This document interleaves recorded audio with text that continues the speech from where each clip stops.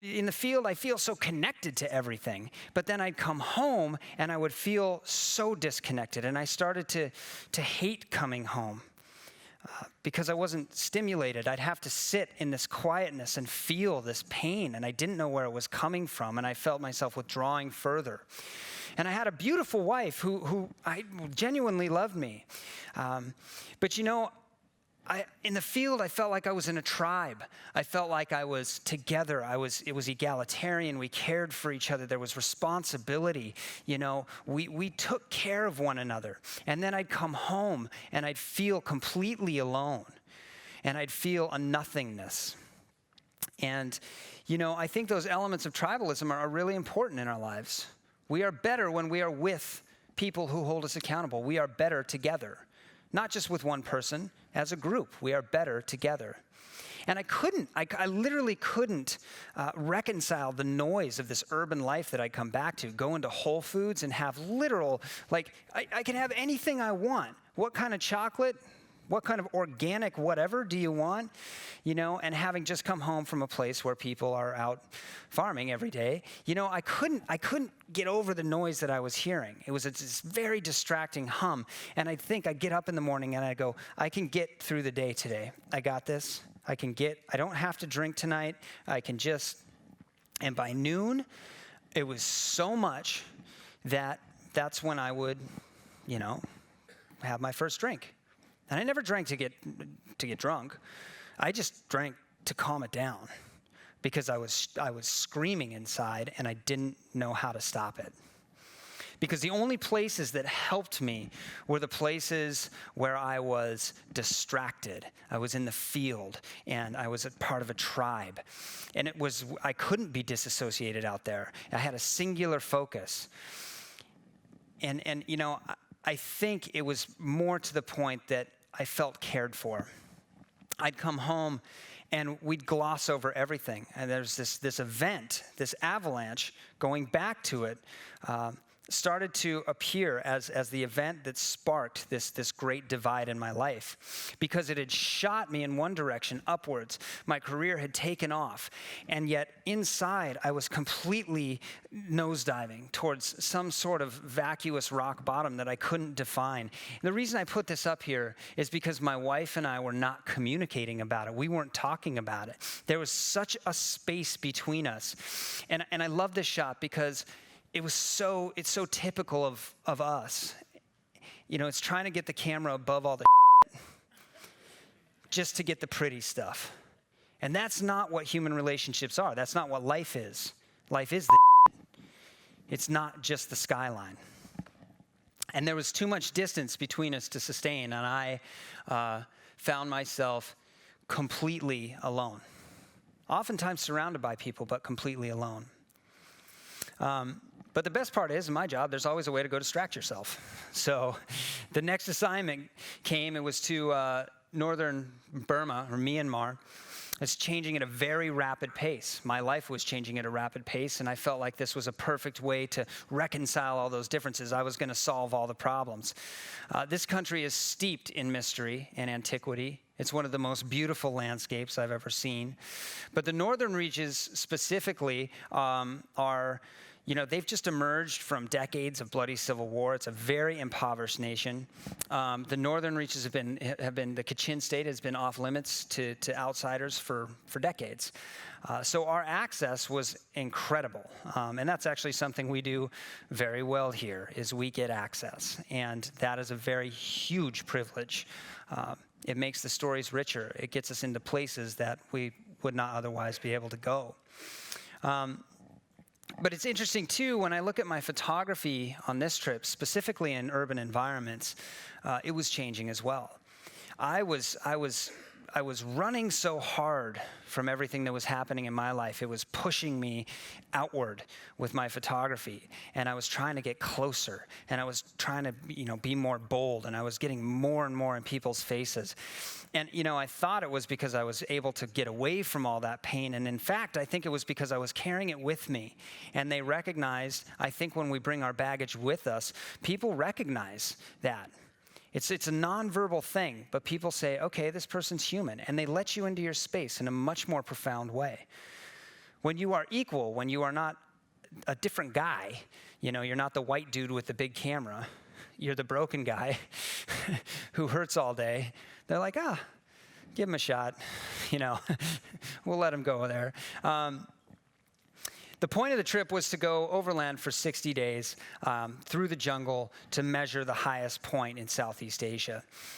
We were trying to solve this big geographical mystery that had been created by the war. The war creates holes in the map. If you can't go there and modern science hasn't gone there for decades, how are we going to know what exists there? So we were actually mapping and trying to measure the highest point in Southeast Asia.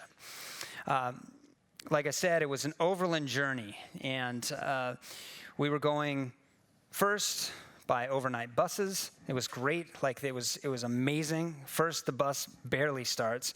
Then all the seats are full, and then you're like, oh, that's pretty packed, like 3 people to 2 seats. And then they start bringing in the little chairs that you put your kids in at the kids' table, and they just put them down the aisle right in the middle. And then they get full-grown men to sit down in those, and it's a really great scene. Don't try to go to the bathroom. It doesn't work. Then we took a 24-hour boat up the Irrawaddy River. We took what's called the death train. You guys should YouTube it. It's a train that hasn't been cared for since the British left. So you're literally you're just waiting to derail. It's like 24 hours of waiting for death. So if the avalanche didn't traumatize me, I'm sure that did. At least my back was almost broken. I had about 50 spider bites on my leg when I got off the train somehow. And finally planes, and then the last form of movement that we were taking were motorbikes.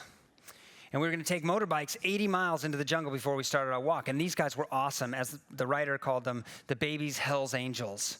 Largely because their bikes are tiny, but they were pretty awesome. They were legit. Like one morning I remember waking up, and the bikes are loaded, overloaded really, and this one guy grabs a beer. It's like 7. It's fine. No judgment. I've done it. I mean, we're talking about this. Let's be honest, And cracks his beer, and then he pours some out. I'm like, that's cool, some for the homies, good. No, then he takes a little bottle of whiskey and just fills it back up. I'm like, I'm riding with that dude, because that's gonna be fun. Anyway, and I did ride with that dude that day, and as soon as his bike fell over with me on it, I was trying to take pictures, falling off the side. But then we decided, well, now that we're done with this, let's walk into the jungle for 150 miles. For those of you who haven't walked through a jungle, you don't need to. It's fine. Stay home. Don't do it. It's awful. It's like walking inside a green ping pong ball.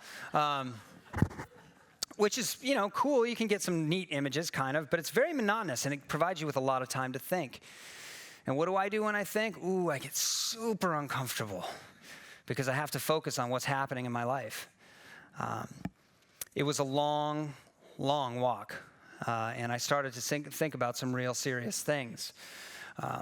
But sometimes I could get distracted by crossing bamboo, bridges that have 0 metal on them.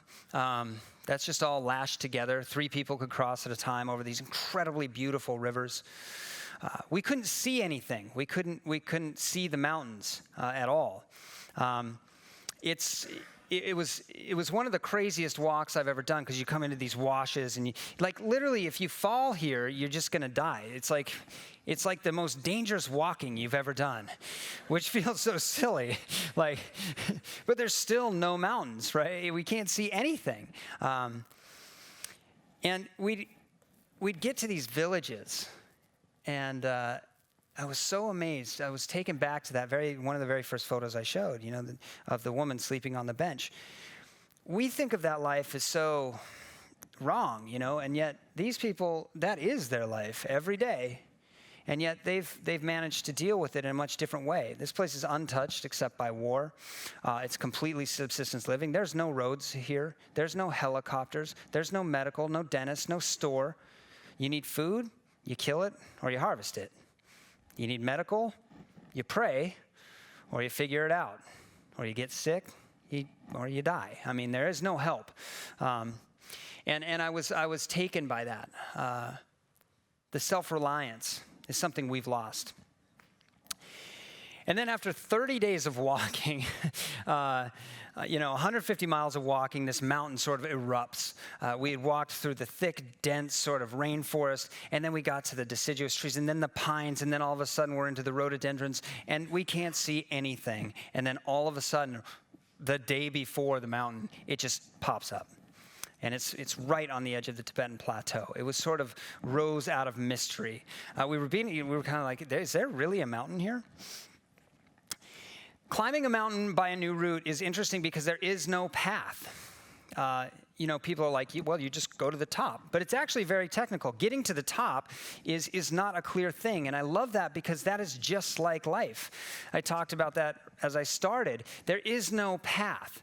We think of things as very linear, but things aren't linear. And when we put ourselves in that linear box, we tend to lose focus. We made all sorts of wrong turns. We'd climb up. We'd realize we were cliffed out. We'd have to go down. We blew hours trying to figure things out. It's those ups and downs that actually makes the climbing somewhat worth it. Because you're learning as you go. Every time you make a mistake, hopefully, as in life, you learn from it. Finally, we got to our high point, where we had to decide who was going to go for the summit, because we were a team of 5, and only 3 could really climb above this. And we made the decision, and it splintered our team. It was very, very emotional. It was very high stakes at this point, but we had to make a decision of the most suited climbers to go.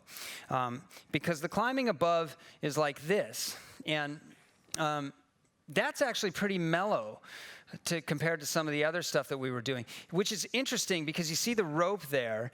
That just makes sure you don't die alone. So let that sit in for a second. It took a minute, right? But that's just there to kill everybody. Because if you fall, there's nothing's going to happen. We were worried about frostbite. We were on the north side. Renan was losing feeling in his toes. Finally, after 40 days of climbing, we popped over into the sun and we saw the summit for the first time. 40 days. Renan is that tired. He's not just chilling in the sun, he's that tired. And I was elated to see that ridge ahead of us until I realized there was no way that we were going to climb that. We kept going because you have to try.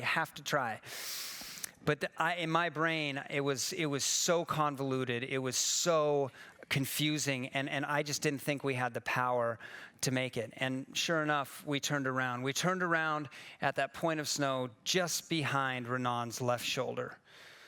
So we were very close to the top. But the idea was, well, is this worth it? Because if we keep going, we're likely going to die. And if we die, that's not going to make anybody back home very happy. We were too depleted. We were too tired, and we failed. This is us returning to high camp, letting it sink in that we had just failed on this huge expedition for National Geographic, and trying to evaluate, is there actual value in this failure? I think there is. I think there's value in all failure. It's only when you surrender to it can you learn from it. Only when you give yourself over to it can you learn for the next time. Like we failed to bring enough rolling papers for the tobacco. So we started rolling cigarettes out of a book called Finding George Orwell in Burma. And that's what Renan is smoking there. And that's actually a map of the exact region we were in, which is great. We're just like, we're done with this. But burn it down. But I also knew that coming out, this was the trip where I realized with all that time to think that there were a lot more failures ahead of me. I was just beginning that. And it was the trip where I knew that, my marriage was over. There was no way to reconcile what had happened. My despondence had pulled us apart. My sort of my confusion, my aloneness, my unwillingness to engage, my inability to engage had pulled us apart. I was so disconnected, and that disconnectedness had created a void that I had filled with anything I could, whether on assignment or at home, whether it was alcohol or women. I'm just going to be honest with you guys. I cheated, and I lied, and I was a bad husband. I was a terrible person. And I was trying so hard to figure out, how can I be a good person and a bad person at the same time? And I was ripped apart. And I did all the things wrong. And those actions, they have consequences. And those consequences can hurt. And it really, really hurt because I destroyed something beautiful. And that put me in a very strange place. Right? That's a pretty strange place. But I also started seeing differently with my photography. I was looking for different things because I wanted to find a way out of what I was feeling, and yet I felt like I was getting further and further sucked in because this was how I left the house the last time. And that's a really, really hard image to look at. It's not something I like to remember, but it's something that's important to talk about.